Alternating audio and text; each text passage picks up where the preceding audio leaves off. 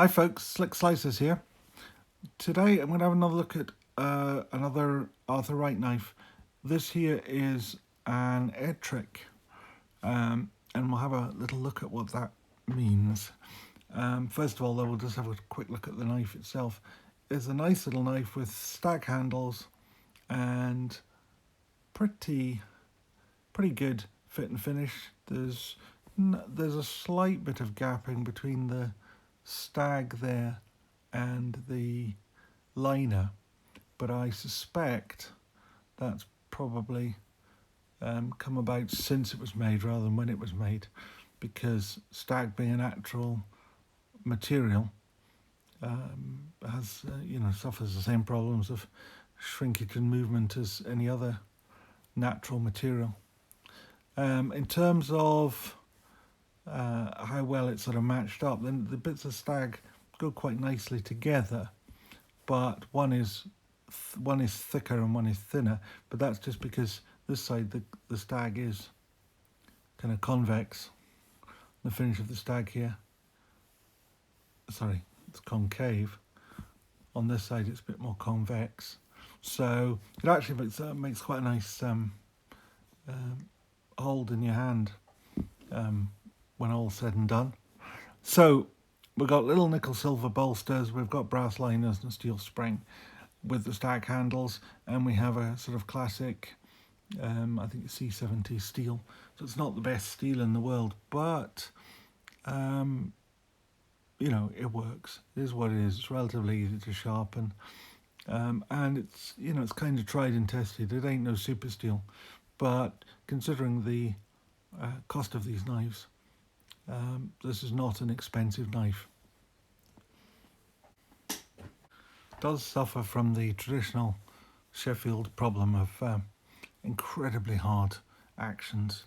Not quite nail breaking, but it was pretty close. Now, an Ettrick knife. An Ettrick knife has a Wharncliffe blade.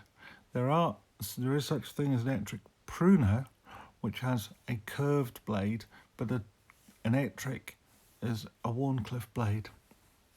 So just by way of comparison, this here is a Michael May Ettrick pruner. Now he does both. He does a pruner and he does straightforward Ettrick with a Wharncliffe. So this one has a slightly curved blade. It's not a hawk bill. It's not a great big hook of a blade like a full-on pruner, but it does have a slight curve to it. And this actually makes quite a nice little carry knife. The little Wharncliffe, well, a Wharncliffe is a really useful, usable blade shape, which is very good. It's got a nice little point on it, but it's not a tactical defense weapon, but it is, and apparently the original Wharncliffe blade was developed by Lord Wharncliffe and his gamekeeper, and was particularly useful for skinning small game, gutting, dressing sort of rabbits and things, and apparently they felt that this was a particularly good shape for it, and I don't doubt it. I'm sure this would work very well for that purpose. It's a nice little pocket knife though. Although you've only got the little blade, you've got plenty of handle to hold on to, which makes it quite a good whittling and carving tool, as well as just a general purpose everyday knife. You could peel your apple with it, or cut your string, open your boxes, or whatever it is that you use a knife for every day.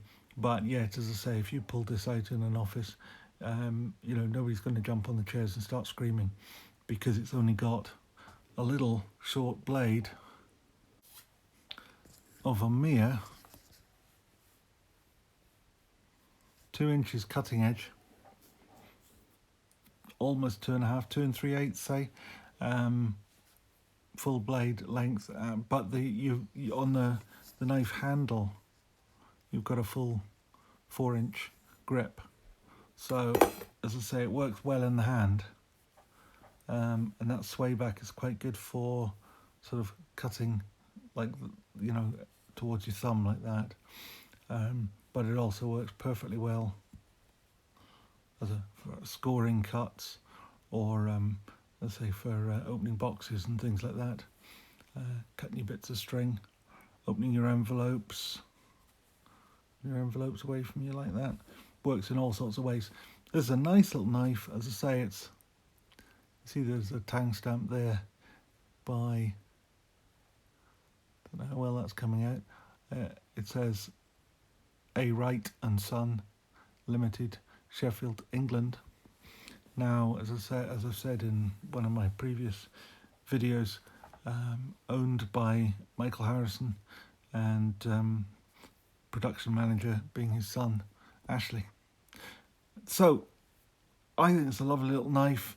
The standards at Arthur Wright have certainly improved dramatically in the last couple of years.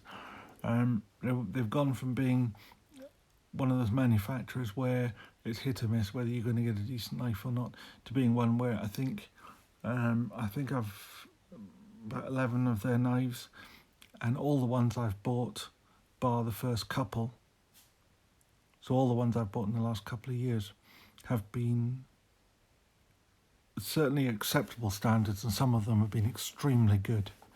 So there we are. If you like this stuff, please remember to give it a thumbs up, and if you'd like to see more of these, please sub, and remember to ring the notifications bell if you want to see more of them.